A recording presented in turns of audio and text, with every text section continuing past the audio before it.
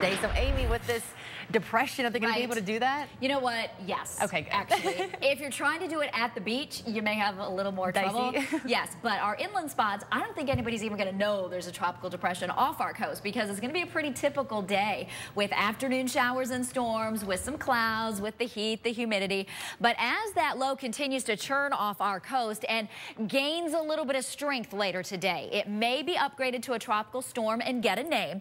It's very disorganized still, though. That's why it is still at depression status. All of the rain is on the south side, and the drier air to the north is really limiting this from developing into any kind of huge system. So we'll have some wind gusts up to 30, 35, even 40 miles per hour late tonight and into tomorrow. But today we're talking winds about 20, 25. It will be breezy at the coast, and we will have those little lines of rain that will roll through quickly and be blinding for a few short minutes, but then the sun will come out and the temperature will get hot again. So it's going to be a lot like yesterday, only we'll have more of it as that low gets closer. Now you can see our wind speeds again. Inland spots 5 to 10. Brevard County, 10 to 15. So the breeze is starting to kick up a little bit, but we haven't gotten those big gusts yet.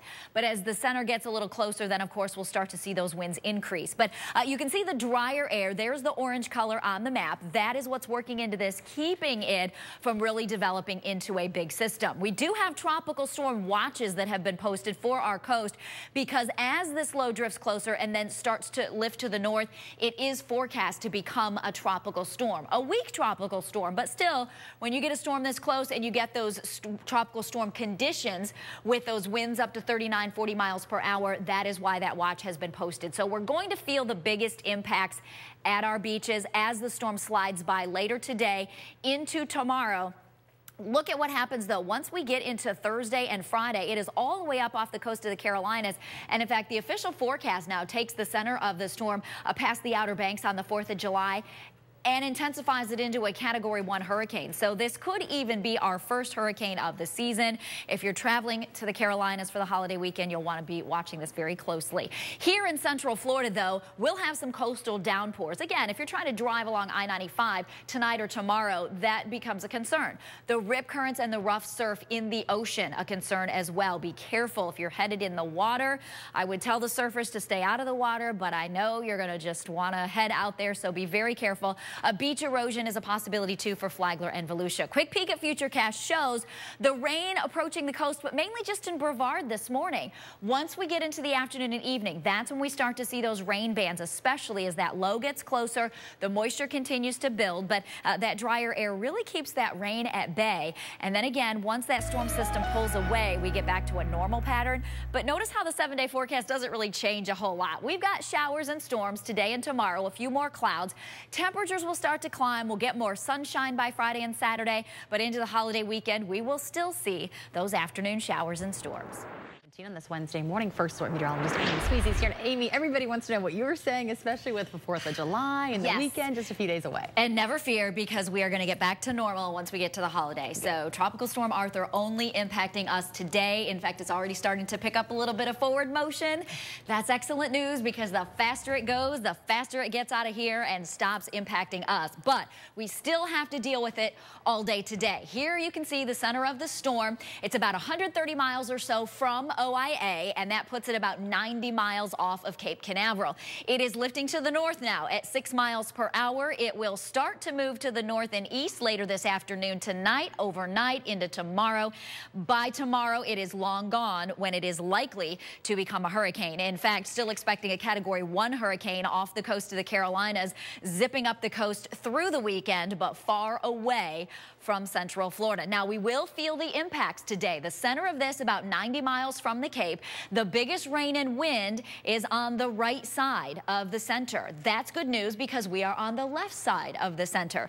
But as the storm keeps rolling north and we start to heat up a little bit, and it's going to be hot today, we're headed into the lower 90s. We'll get just enough sun in between those rain showers and the cloud cover rolling through that we are going to see those rain bands fire up, and in fact even get some lightning too. A lot of times in tropical systems we don't have a lot of storms, it's just those heavy rains, but because of the sunshine we get inland, we will easily fire up some thunderstorms with this later today. You can see the rain just offshore of Brevard County now. We've seen a little bit of rain across the coast this morning. Most of it, though, is offshore. Once the sun starts to shine, about an hour from now, we start to heat up a bit. We're going to begin to see more rain rolling through, especially Flagler, Volusia, and Brevard County. So it's really a big coastal event with the rain and the wind. Right now, those sustained winds 10 to 20 miles per hour at the coast, so it's breezy, but the winds will get breezier later today, gusts 25, even 30 miles per hour. We still have the drier air on the north side of this, so that's what's helping to keep the really big all-day rain away. And it's also a small contained storm, which means those tropical storm force winds are going to stay near the center well offshore today. The yellow color notice doesn't hit Central Florida, so we're just going to get some of those gusts inside those rain bands, and that will be our biggest impact today. The downpours mainly at the coast. Water spouts are a possibility near the water, so we'll keep an eye out for any funnels that may spin up briefly. Rip currents and rough surf. You may want to stay out of the water today. Gusty northwest winds. A little beach erosion possible too, but farther inland, things much better. It will be breezy and warm across Orange County, and it will still be breezy and gusty with those occasional downpours, but certainly the biggest winds and the biggest rain are going to be out along the coast today. So inland spots, yes, we'll get some rain and some storms, but again, you may not notice because that's kind of a typical pattern for us in the summer and in the month of July. Now, once we get into Thursday and Friday, Arthur is long gone. We head toward the holiday weekend. We will still see some storms in the afternoon on the 4th of July and into the weekend, but it's just going to be those sea breeze storms, and temperatures are climbing to the lower 90s. I once met Joey John's Chestnut, and I have to say, it was, of course, at an eating competition. Yeah. And literally, you just keep backing away because the food is just hitting you in the face. Oh, yeah. They're up there on the stage, but you're standing right there. I was waiting to interview him, and I was getting hit with, like, roast beef in my face. Oh, yeah. Because they were missing? Yeah, because they just, it's so fast. They try to get the food soft, Amy, so it's like there's, like, water spraying. Yeah, they always dip it in water. And the food, it was wild. Yeah. But hey, that's what happens. Better them than me. Yeah. All right, so Arthur became a hurricane. Yes. 5 a.m. I'm happy that it's moving away as it has become a hurricane instead of coming closer to us. But we are still feeling at least a few lingering impacts from this storm. This morning, it is mostly cloudy. We will stay mostly cloudy. It's also warm and muggy. Those dew points are in the lower 70s. It is 77 degrees right now in Orlando. Our winds are coming in out of the southwest, and that is going to bring in the heat and the moisture today, which will lead to hot temperatures and that high heat index later today. There's the center of Arthur lifting to the north.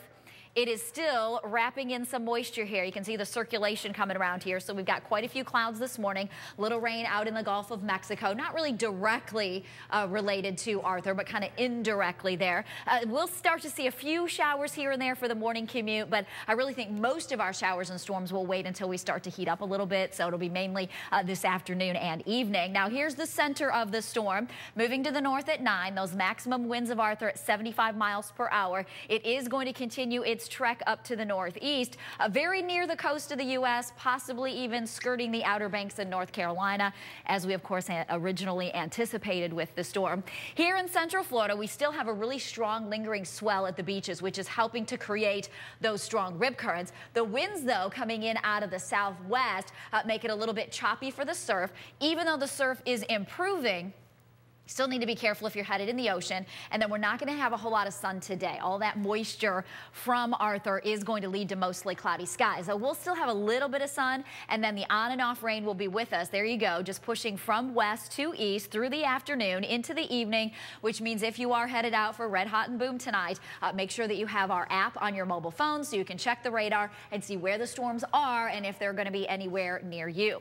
93 in Bellevue and Leesburg and 93 in Claremont today. Notice it is still hot, above average, even though we won't have a whole lot of sun. The southwest winds bring in that warm air and push it all the way over to the coast, which means even the beaches will climb to the lower 90s today early in the day, and then we'll have those showers and storms and mostly cloudy skies. Now tomorrow on Friday, more of the same, except we do get back to a more normal pattern. I think we'll start with a little more sunshine. We'll climb to near 90 by noon, and then we do have showers and storms in the afternoon, which will mainly focus over toward the East Coast. So depending on where you have plans to be on Friday for the fireworks or other celebrations, just keep in mind that the showers and storms will push to the east side of the state late in the day on Friday. Now Saturday and Sunday we have more storms, little sun in the morning, hot temperatures, but our storms by the time we get to Sunday will start to shift the focus. We'll get the storms back in our inland areas by Sunday afternoon.